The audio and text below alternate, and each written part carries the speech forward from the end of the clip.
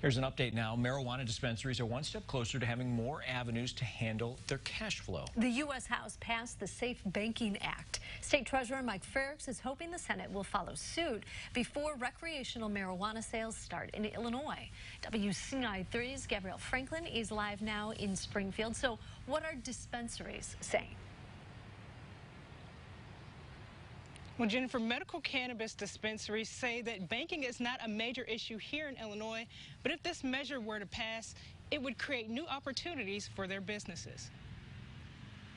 If we're going to let these businesses conduct business in the state of Illinois, they need to be part of the banking system, not operating solely in cash. State Treasurer Michael Frerichs is urging the U.S. Senate to take up the Safe Banking Act in our nation's capital. The measure would ensure marijuana businesses have access to banking services. Frerichs says not having that creates an unnecessary safety risk for the cash-based industry. We've heard stories of legitimate businesses that had to make their payroll in cash.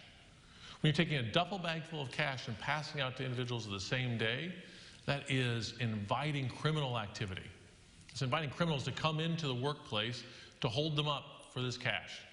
That really has to stop. Marijuana is still illegal at the federal level, which means federal banks can't take money from legitimate businesses that sell it. So many states that have passed laws that legalize cannabis either on the medical or recreational sides, but you still have the federal government who operates under a different premise. Illinois already passed legislation protecting banks who serve businesses in the marijuana industry.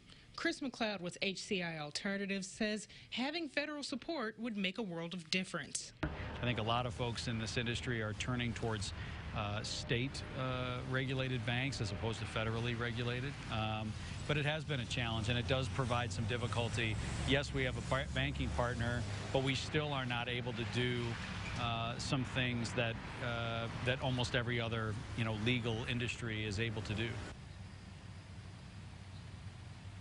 Supporters say right now is the time for the Senate to act. The main hiccup that they see there is getting Majority Leader Mitch McConnell to actually call the vote. Jennifer? Gabrielle, thank you so much. Now, the Safe Banking Act passed the House by a vote of 321 to 103. The bill received bipartisan support. Congressman Darren LaHood and John Shimkus were the only members of the Illinois delegation voting against it.